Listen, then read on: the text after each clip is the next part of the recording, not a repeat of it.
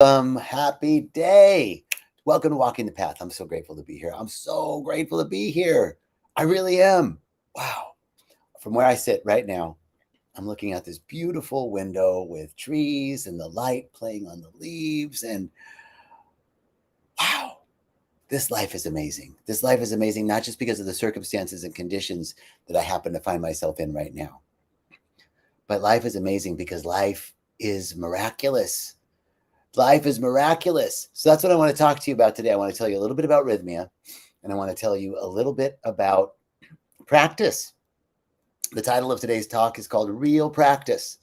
So, hey, Candy. Hey, everybody. Welcome. Thanks for joining. Come on in. So I want to talk to you about practice today. How do we practice what are our spiritual practices, and how do we keep that going? And not just for the sake of spiritual practice, but practicing spiritual practice because that's how we integrate. That's how we integrate the insights that we receive in plant medicine, in meditation, in ceremony, in therapy, in prayer. This is how we actually embody, right? So, first of all, thank you for being here. As you folks are streaming in, I'm so grateful. And first of all, I had the great privilege this week of leading the opening workshop for Rythmia. And I get to do the opening talk, and I get to teach all of the Answer Is You, which is Reverend Michael Bernard Beckwith's class. So I'm teaching there. And then I get to do the closing group. It's like one of my favorite things in the world to do, because Monday I get to teach the opening workshop, and it's before anyone's done plant medicine. So they're like scared and nervous and freaked out and like, whoa. And then they're looking at everybody like, these people are weird. What did I sign up for? And then throughout the week, it looks like crazy. By Wednesday, people are like, this place is weird, crazy. Nobody's in control. Everything's freaky, like everybody's freaking out. But we know that's just the way it goes, right? That's just the up and down the roller coaster of the retreat. By Saturday, every week, without fail, everybody's turned on, everybody's awake, everybody's in love with life, in love with themselves, in love with each other. It's amazing. But how do you take that? How do you take that into life? Because we've all been on retreats before. We've all been on a retreat, and then like 3 days later, it's like, was I even on that retreat? Like, life's just normal again, right? How do we embody? How do we integrate our practice? How do we integrate what we received in ceremony into our everyday lives? This is what I do. I get to work with clients one-on-one for integration, right? And helping people to embody what they've learned in plant medicine. So what is practice?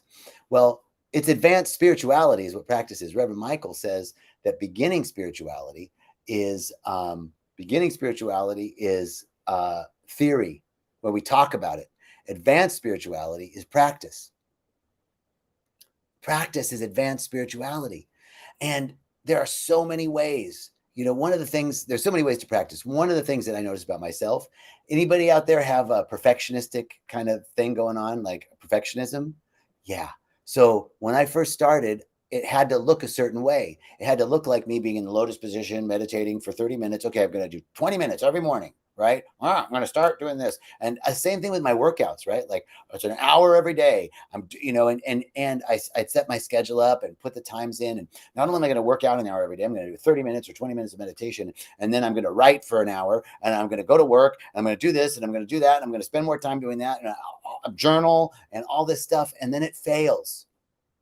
Right? You keep it together for a little while, and then it falls flat.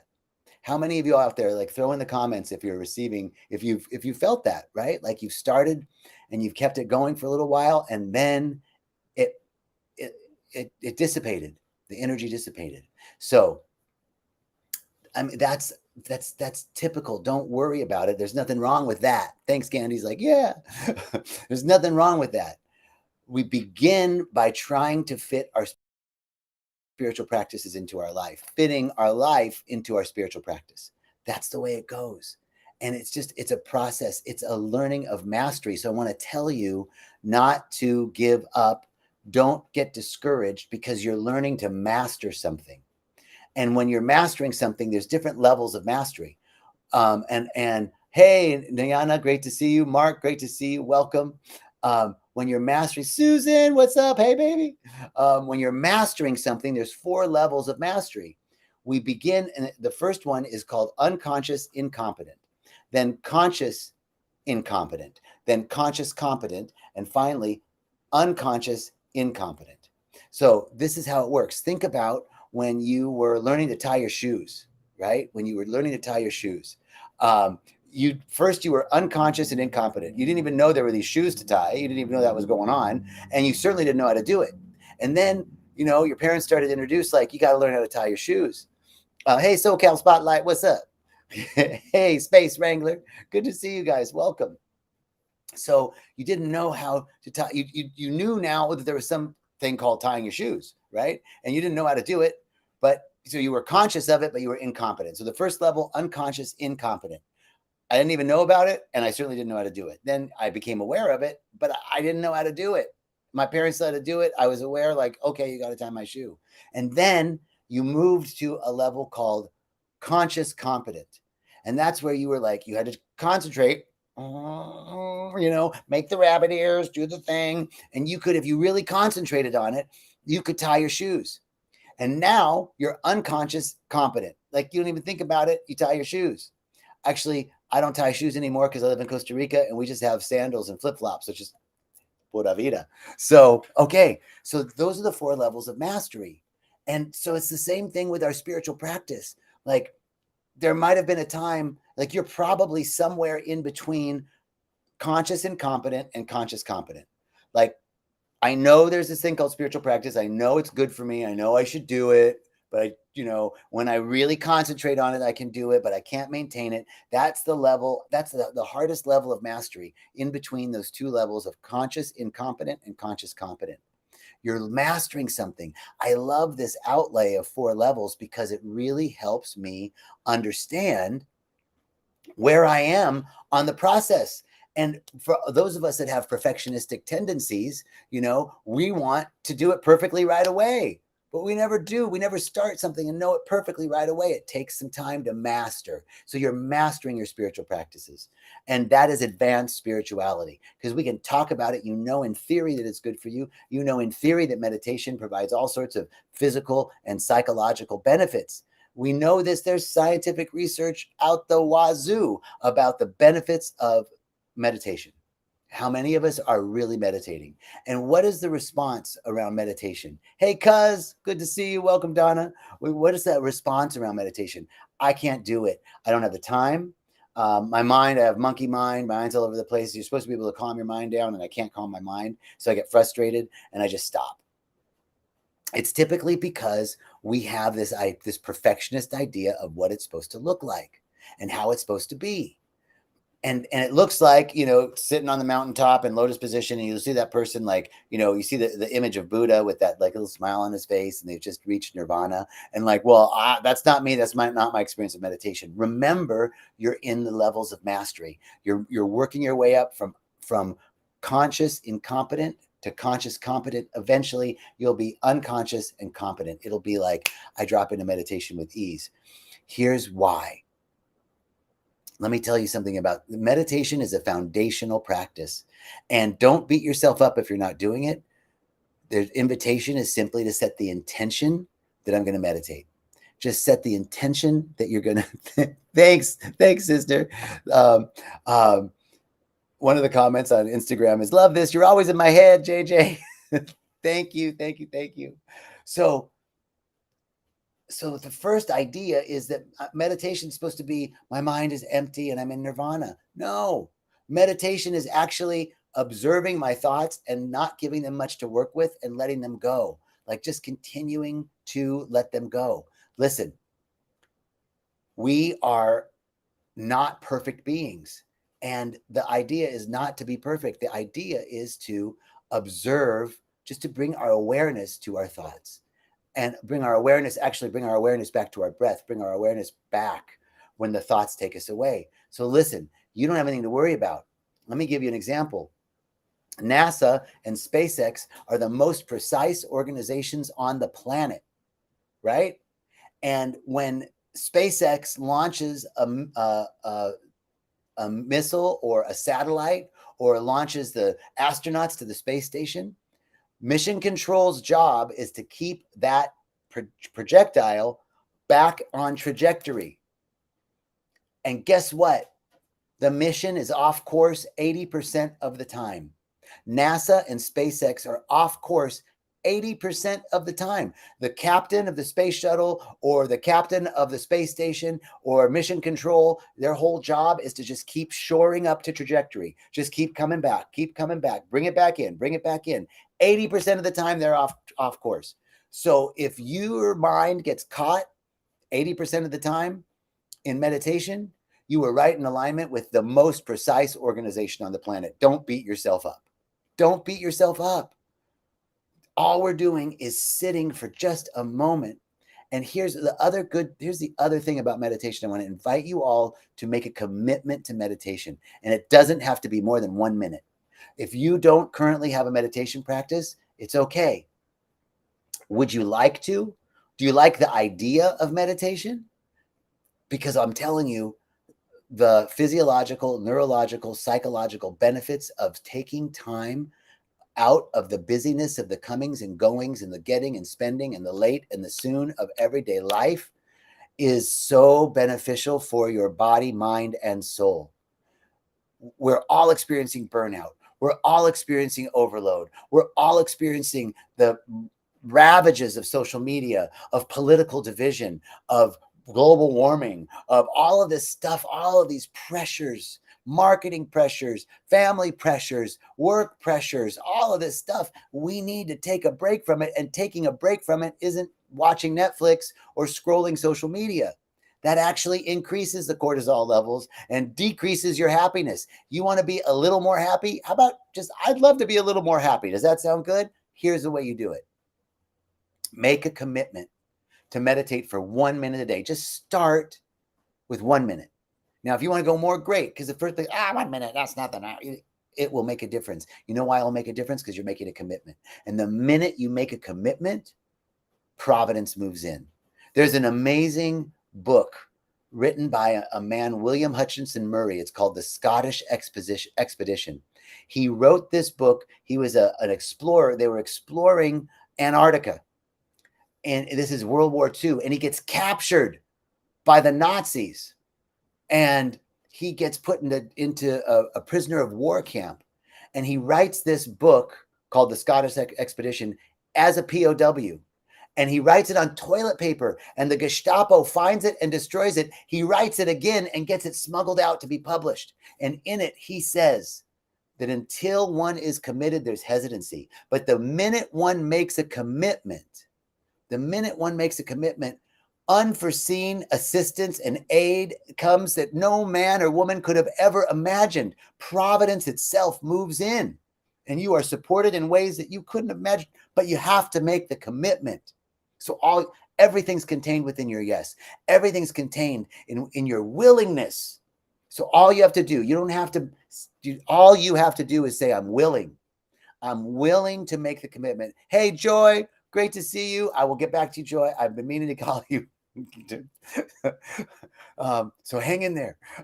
All you have to do is make the commitment. All you have to do is say, I'm willing. And the Spirit of God, the Spirit of intelligence, the Spirit of love, the Spirit of beauty, the Spirit of creativity will carry you in ways that you couldn't even imagine. I promise you. So make the commitment. I'm willing to make a commitment to meditate. Set the duration. 1 minute. 1 minute. Now, if you're an experienced meditator, you've meditated before, 5 minutes. Don't go overboard. The perfectionist in us wants to be like, I'm going to do it for 20 minutes every morning. And before I do that, I'm going to journal. I'm going to do a cold plunge. I'm going to do some yoga. And like maybe a couple mornings of the week, you can get all that in. But then when that doesn't happen, then you like beat yourself up and you get the momentum lax and then it just fails. And then you're like back to where you were, getting up in the morning, drinking coffee and listening to the news or whatever it is. So make the commitment, set the time. I'm going to do it in the morning when I get up. Or I'm going to do it in the afternoon when I get home from work. Or I'm going to do it before I go to bed. Pick a time. Pick a duration, 1 minute. And then find an accountability partner. Find someone that wants to do it with you and just do a check-in. Just do a check-in with them. Hey, all you got to do is say, I did my meditation. It makes a huge difference when you're accountable to someone. Okay, so there's the key to creating a new habit. Select the time of day, select the duration, find an accountability partner. Before all of that, be willing, make a commitment. So make a commitment, set a time of day, set a duration, find an accountability partner. Now, how do you meditate? There's so many different ways. But the first thing, the way my teacher, Reverend Michael, taught me to meditate is we first start with our posture, with our positioning. So you want to be sitting upright. Imagine bringing the stomach in just a little bit. So you're making the lower back flat, and then you lift the heart. So now your spine is in alignment, and just keep the chin level. So you have a nice alignment with the head and the spine. So stomach, you're just not sucking the stomach in, but just pushing it in a little bit so that your back is flat against the chair, lifting your heart a little bit, and then keeping the chin level. Your hands, thumb and forefinger together in the upright position in your lap. You can be sitting cross-legged, or you can be sitting upright in a chair like I am. First thing, posture. Second thing, your intention. Intention is key. It's just like your commitment is my intention, or my commitment is to meditate daily. That's my commitment. So first thing is your posture. Second thing is your intention. What is your intention for meditation? My intention for meditation is always to connect with the divine. That's it. Just to connect with the presence of God within me, the presence of intelligence within me, the presence of beauty within me, the presence of creativity within me. That's it. I just want to connect with my higher self, connect with my heart, connect with my presence, connect with my breath. We're just connecting. So you set your posture, and then your intention. My intention is to connect. The third thing is your attention is placed on your breath. Now I'm going to give you a really simple breathing technique. There's so many. This isn't the only way, but one easy way to begin is a breath called 5-5-5. I learned this from Tommy Rosen, who's a beautiful practitioner of Kundalini Yoga and a wonderful teacher.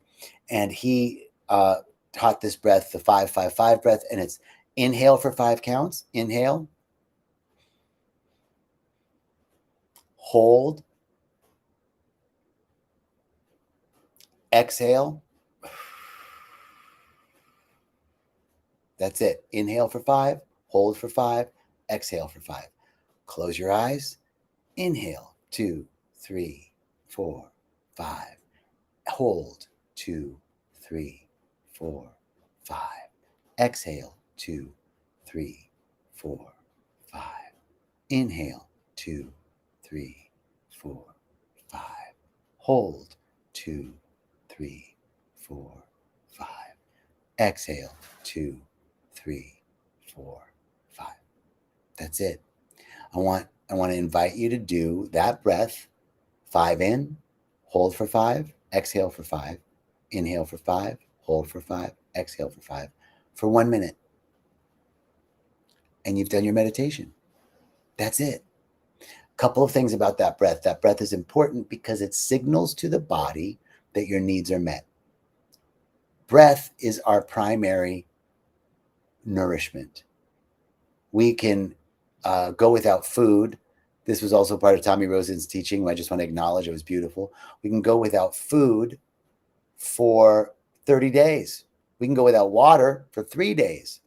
But try going 3 minutes without the breath. The breath is our primary form of nourishment. So much of our day is spent in fight or flight. So much of our day is spent in reactivity. So much of our day is spent breathing through our mouth, which is activating the sympathetic nervous system, the fight or flight, increasing cortisol levels, challenging the adrenals, etc. So the 5-5-5 breath, when you inhale for 5, hold for 5, and exhale for 5, don't hold it out. Just inhale, hold it in, exhale, inhale, hold it in, exhale. that's sending a signal to your sympathetic nervous system that your needs are met, that your primary need is met. It's very calming to the system. And counting 5 in, hold for 5, also helps keep the mind centered. So this is a beginning technique. It's something that you can carry in your back pocket. And if you make the commitment to meditate for 1 minute in the morning and you found that pleasurable, maybe you finish your lunch break and you have an extra minute. And before you go back to the office, you do another minute. Or maybe before, in between Zoom calls or in between meetings, you take 1 minute. All of a sudden, you might have meditated 3, 4, or 5 minutes during the day. This momentum, this practice, this is real practice. Bringing it in through, weaving it into your day. You begin to gain momentum. And here's the key: consistency over intensity. Consistency over intensity, meaning it's more important that you do a minute a day than you do 30 minutes one day and nothing the next day. Consistency over intensity. I want you to stay consistent. Just do something every day. I'm doing something. Some days you might not even get that minute till the end of the day. And you're like, you know what? Consistency over intensity. I'm doing something today. I'm going to do 5-5-5 breath for 1 minute before I go to bed. Do you know how healing that is? Do you know how much better you'll sleep just doing that for 1 minute? Now, other practices that you can bring into that, right? Practice is, SoCal says, should you set a 1 minute timer? Yes, absolutely. Set a timer for 1 minute. If you want to go more, great. But the commitment is just 1 minute, just 1 minute. I promise you, if you do 1 minute, you're going to want to do more. I'm writing a book right now. And when I say I want to write for an hour every day, I don't get it done. But if I make a commitment to just write 1 sentence a day, it's like, well, you're never going to write a book by writing 1 sentence a day, right? But when I make a commitment to write 1 sentence a day, I find that I write more. But some days when I haven't written anything, before I go to bed, at least I write 1 sentence. And that consistency helps me keep going. I find that I write more than if I would have scheduled an hour each day, and it doesn't happen because stuff fits, life happens. You're like, I can't do it today. I got this. I can do 1 sentence. You can do 1 minute. And when you do that, you'll find the consistency builds over time and the intensity will build. And you'll begin by trying to fit your spiritual practice into your life. And eventually you will fit your life into your spiritual practice. So that is our real practice, like real practical practice. Ways that we can start bringing the practice of the presence of God into our lives, the practice of the presence of peace, the practice of the presence of joy, the practice of the presence of awareness, mindfulness into our daily lives. I'm so grateful. Wow, I'm so grateful for you all showing up. Thank you so much for being here. Sending you much love. Jason, Nayana, Susan, Mark, thank you. Joy, SoCal, everybody over here. I can't see all the folks coming through, but thank you. Thank you. Thank you. Many blessings, blessings everlasting. For when we give a blessing, when we say a blessing, it goes on forever. It resonates in the eternal mind, in the eternal now forever. So sending you blessings and much comfort today. And let me know how your 1 minute goes. Much love, peace, and richest blessings.